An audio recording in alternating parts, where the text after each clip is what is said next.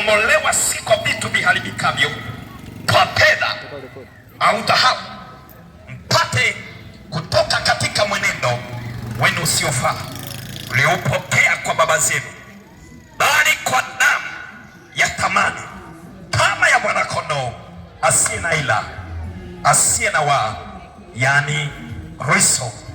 Tumeshalibariki neno lake.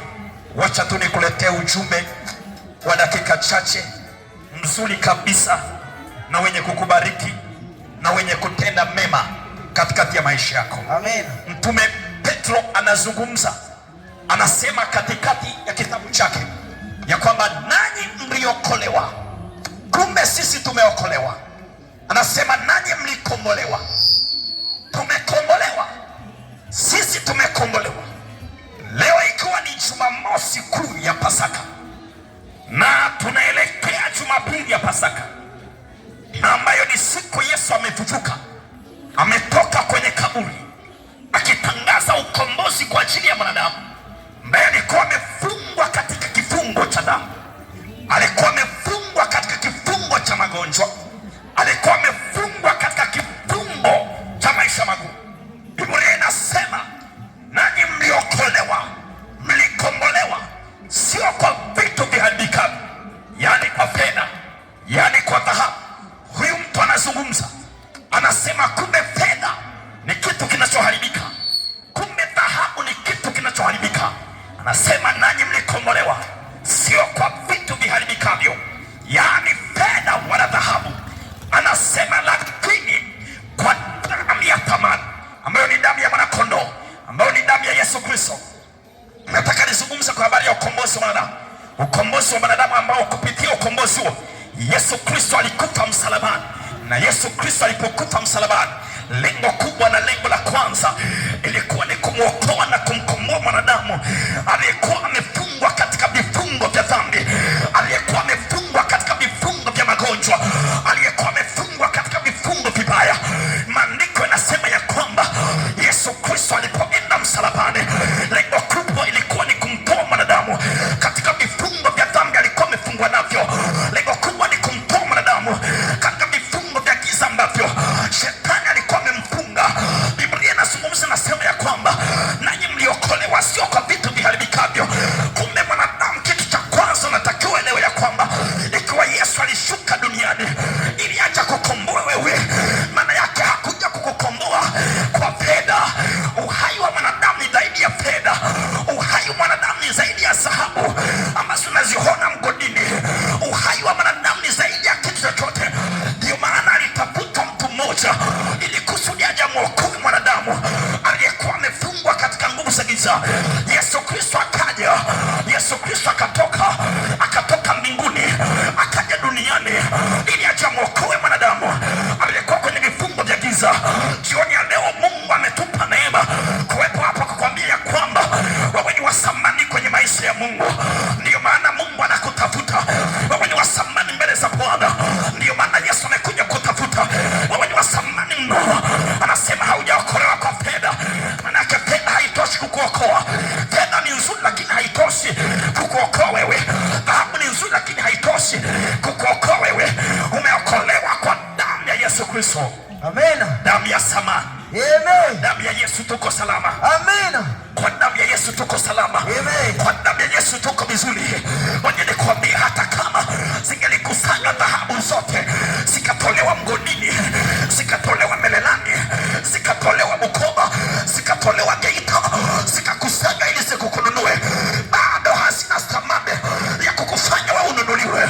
Ninazo habari njema jioni ya leo kukwambia ya kwamba iko damu ya mwana-kondoo, iko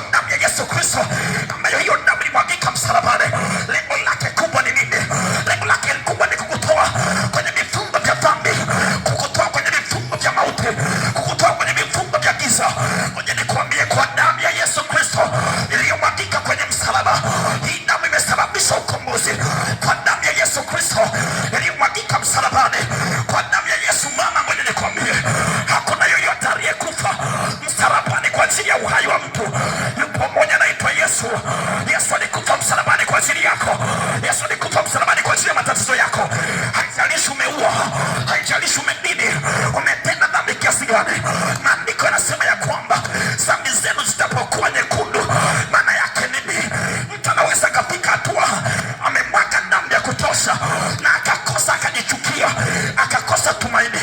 Nimekuja kukuambia ya kwamba iko damu ya Yesu Kristo iliyomwagika msalabani.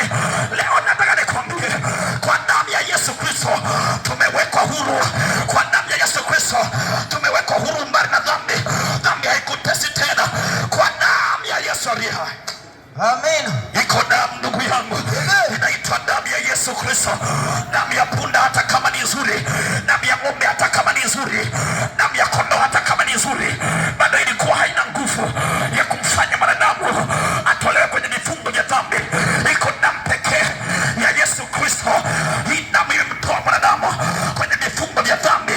Ninaso habari njema jioni ya leo kukwambia ya kwamba chochote kinachokutesa, chochote kinachokusumbua, yuko mwanaume Yesu Kristo, yeye atakusaidia. Mara umefungwa, mara umekwama, mara umezuiliwa, nataka nikwambie ya kwamba shetani hana nguvu tena juu yako. Shetani hana nguvu tena juu yako. Hayo magonjwa yanayokutesa, iko damu ya Yesu Kristo.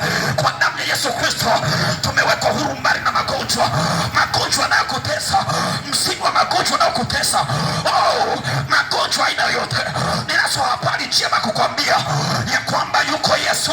Kwa damu yake iliyomwagika msalabani, yeye anatuponya na magonjwa, yeye anatuponya na ukimwi, yeye anatuponya na kansa, yeye anatuponya na kifua, yeye anatuponya na kila ugonjwa unaojua katika dunia hii. Ninaso habari njema kukwambia ya kwamba Yesu Kristo yeye atakusaidia. Yesu Kristo yeye atakuwezesha. Yesu Kristo yeye atakupa nguvu. Mama yangu, ngoja nikwambie, kama unaishi kwenye dhambi, ni vile umeamua kuishi kwenye dhambi, lakini iko Yesu Kristo, iko damu ya Yesu Kristo inayomfungua mtu kwenye dhambi. Amen. Fedha haitoshi. Amen. Na nikwambie, fedha ni nzuri, amen, lakini haitoshi, amen, kumwokoa mwanadamu hakika kutoka kwenye vifungo vya dhambi. Hakika. Dhahabu ni nzuri, amen, lakini haitoshi kumtoa mwanadamu kwenye vifungo vya dhambi. Ndugu yangu, ngoja nikwambie, maisha ya dhambi ni maisha mabaya, ni maisha mabaya mwenyewe unayashukia. Ni kwa sababu ni maisha ya utumwa.